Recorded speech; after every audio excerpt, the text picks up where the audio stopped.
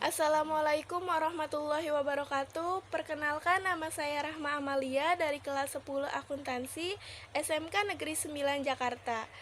Di sini saya akan memberikan penjelasan mengenai materi komunikasi dalam jaringan. Oleh karena itu, mari kita simak videonya berikut ini. Pengertian dari komunikasi dalam jaringan itu sendiri yaitu komunikasi dalam jaringan adalah sebuah komunikasi yang menggunakan teknologi digital dan menggunakan sarana internet. Komunikasi dalam jaringan juga sering disebut dengan komunikasi daring. Di masa pandemi seperti ini, komunikasi daring banyak digunakan, khususnya bagi kita para pelajar yang sedang melakukan pembelajaran jarak jauh atau online school. Adapun jenis dari komunikasi dalam jaringan ini terbagi menjadi dua, yaitu yang pertama, komunikasi sinkron atau serempak. Komunikasi daring sinkron adalah komunikasi yang menggunakan fasilitas komputer atau smartphone dan dilakukan di waktu yang real time atau serempak pada saat itu juga. Yang kedua, komunikasi asinkron atau tidak serempak. Komunikasi daring asinkron adalah komunikasi yang menggunakan fasilitas komputer ataupun smartphone namun tidak dilakukan di waktu yang real time. Jadi, komunikasi jenis ini tidak mengharuskan kedua belah pihak online secara bersamaan. Pembahasan yang selanjutnya yaitu mengenai komponen pendukung dalam komunikasi daring. Komponen-komponen yang menjadi pendukung dalam komunikasi daring terbagi menjadi tiga.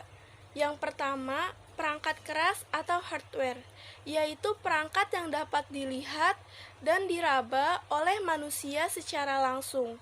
Contohnya komputer, headset, speaker, mikrofon, dan lain sebagainya. Yang kedua, perangkat lunak atau software, yaitu perangkat yang dapat dilihat tetapi tidak dapat diraba secara langsung. Software ini berupa program atau aplikasi yang berfungsi untuk melakukan tugas tertentu yang diinginkan pengguna sebagai jembatan antara hardware dan brainware. Yang ketiga, pengguna atau brainware, yaitu orang yang mengoperasikan hardware dan software untuk melakukan komunikasi daring. Ini adalah contoh pemanfaatan komunikasi sinkron atau serempak. Yang pertama ada text chat. Text chat ini dapat berupa WhatsApp, Line, KakaoTalk, dan lain-lain. Yang kedua ada video chat. Video chat ini dapat berupa video call, Google Hangouts, Skype, dan lain-lain. Yang ketiga, ada video conference. Video conference dapat berupa Google Hangouts, Skype, Google Meet, dan lain-lain.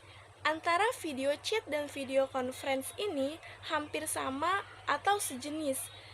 Namun, pada video conference, jumlah partisipan dapat mencakup lebih banyak dari video chat.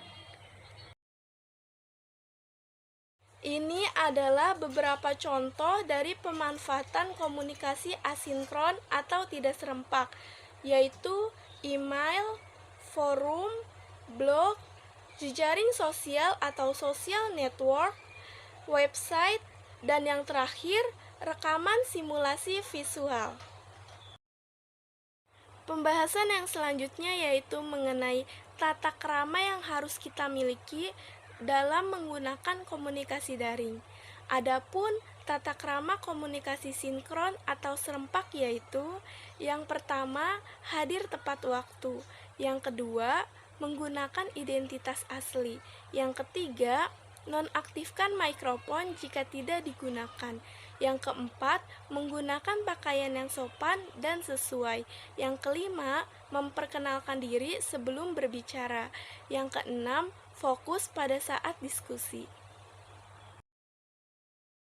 Adapun Tata krama dalam komunikasi asinkron atau tidak serempak yaitu menggunakan bahasa yang baik dan sopan, menulis subjek dengan jelas, segera tanggapi pesan yang Anda terima, perhatikan ACC dan juga perhatikan BCC email Anda. Tidak menggunakan jenis huruf atau font yang beragam. Yang terakhir, tidak meneruskan pesan yang tidak penting.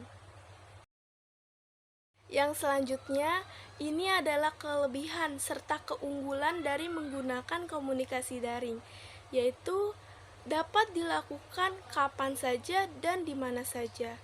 Efisiensi biaya, efisiensi waktu, terbukanya jalur komunikasi, dan meningkatkan intensitas komunikasi.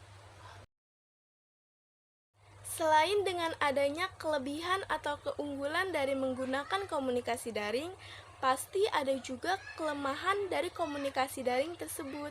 Berikut ini adalah kelemahan-kelemahan dari menggunakan komunikasi daring, yaitu yang pertama, komunikasi yang tidak tepat dapat membahayakan diri sendiri dan juga orang lain. Yang kedua, memerlukan perangkat khusus seperti hardware dan software. Yang ketiga, banyak informasi yang tidak dibutuhkan seperti berita-berita hoax.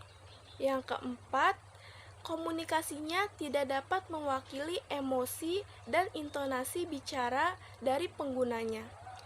Yang terakhir, pastinya komunikasi daring ini harus tersambung dengan koneksi internet yang baik. Sekian penjelasan dari saya. Jika ada kekurangan dari penjelasan maupun materi yang saya berikan, saya mohon maaf yang sebesar-besarnya. Wassalamualaikum warahmatullahi wabarakatuh.